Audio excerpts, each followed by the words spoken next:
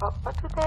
They say there's no such thing as what? They say there's no such thing as what? They say there's no such thing as what? Like a family weaving its story through time, made up of headstrong individuals, plotting their own courses, asserting their wills, yet nurtured by common roots, bound by common traits, pulled by similar destinies, we must now master and heal ourselves. And, like that family, all members strive to make their mark. Sometimes rivalries swell between siblings and cousins, so restless, creative, and animated by life are we. But there's something that runs through all of us, something always humming underneath.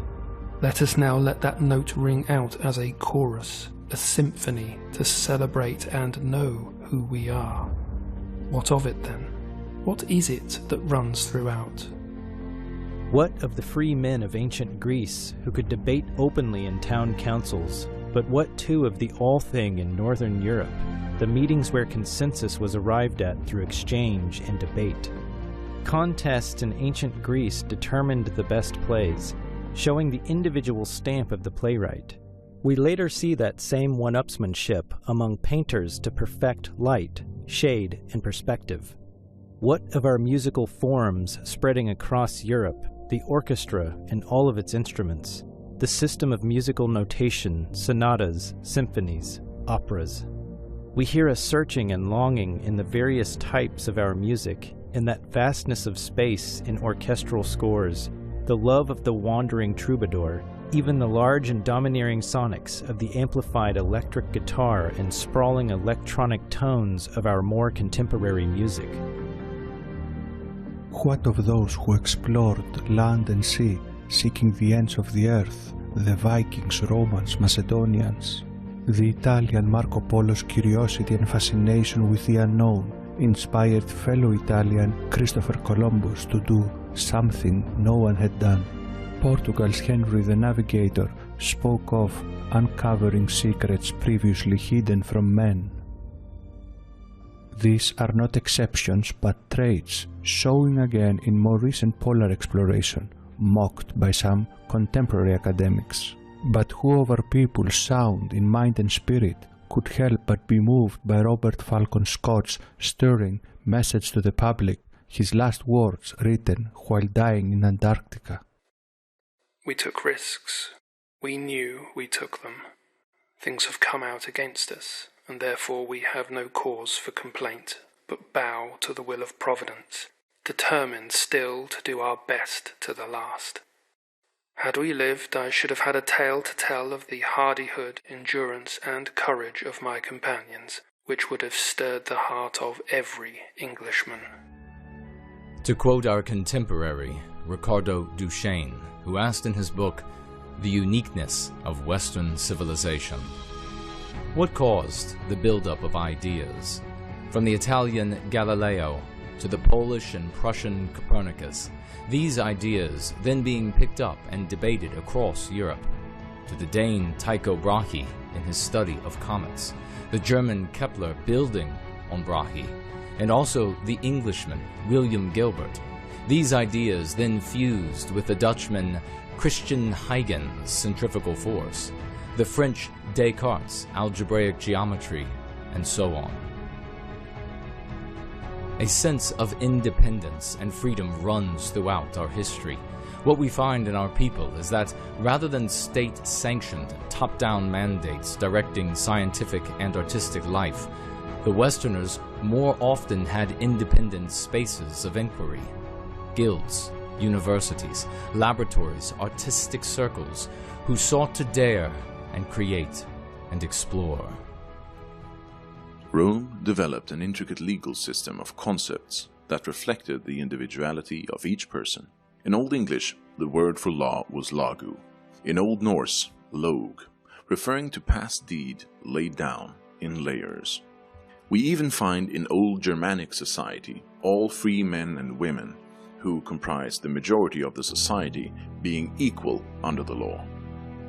After centuries, the above examples influenced the English common law, European parliaments, and the US Bill of Rights and separation of powers. Were these just good ideas, or perhaps a natural fit, an instinct? Can such notions sometimes get out of hand? Are they, like anything, susceptible to corruptions and confusions? Can they be skewed when confronted with outside ideas and unusual circumstances? Of course, but the fact is that examples of our sensibilities and the way we create our environments can be found in varying eras. We are not defined by just one turn of events in history. E.L. Jones called us ceaseless tinkerers in his book The European Miracle. In this era of censorship, there's a statistic by Charles Murray in his book Human Accomplishment that could probably get this video banned and put our channels at risk, so we will leave it to you to be an adult and look it up. But shall we just say here, history is not just a question of invention and not just a question of influence, because everyone is influenced by what they learn or observe from others. It's what you do with skills or information that bears your mark. To quote David Landers, Europeans did not invent the heavy plough, but they did improve and adapt it. They did not invent the horse collar and the horseshoe, but they did improve it to create a new style of warfare. They did not invent watermills, but they did improve upon new accessory devices. Whence does this come? With such engines of passion and curiosity driving us, conflicts naturally arise, but past wars do not negate the wider bonds of our people. Oftentimes, wars were fought to assert sovereignty, hearkening again to that theme of freedom. And of course, sometimes we were at the hands of leaders who, unrestrained by small-scale bonds and duties, sought megalomaniacal gains, or sold out to the lure of unchecked power, sometimes subverted by alien influences. This doesn't mean that when the German and English soldiers put down their arms to play games with each other during the Christmas truce of World War I, they didn't know deep down that they were related. They did. Just like in the early 1900s, when elderly Union and Confederate soldiers embraced each other at American Civil War battle anniversaries. Just like all of Europe responded in horror to the massacre at Chios, when tens of thousands of Greeks were killed by Ottoman troops during the Greek War of Independence. What of the many claims in varying parts of our lands to the stories of King Arthur and his knights? Arthur's name is related to the word bear. Arth is Welsh, cognate with the Greek Arctos and Latin Ursus. We looked up in our northern skies near the Arctic and saw the Ursa constellations, containing the North Star which guided our explorers. In Finland's epic, the Kalevala, the bear is referred to about 60 times. We see offerings to ancestral spirits of grain and dairy in the days of old, as our children now excitedly leave cookies and milk for what we call in modern English Santa Claus and Father Christmas. In spring and summer, we find similar folk customs among the various European cultures. These related festivals, taking place around May 1st, carry some regional distinctions, but all bear similar key elements, from Floralia to May Day, to Walpurgisnacht, to Beltane, to Rudinitia. Other related holidays throughout the year demonstrate a calendar, a rhythm, shared symbols, meanings and beliefs that reveal commonalities amidst a splendid assortment of regional expressions. Are we to be told we are unrelated when we see different versions of the Cinderella fairy tale found among the varying strands of our ethnicities?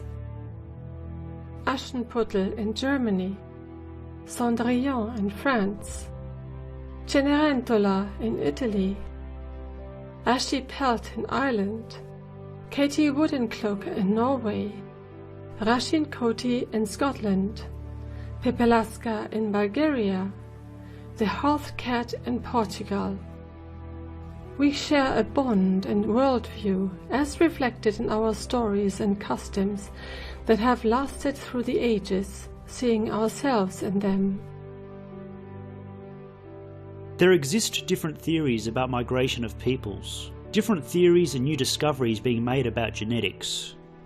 At least in the recent history we currently know of, we are peoples who were forged between the Arctic and Mediterranean, between the Atlantic and the Black Sea and Caucasus region. Some of us ventured out, and the lands where we settled bear the marks of our instincts, our ethnoculture, our biospirit.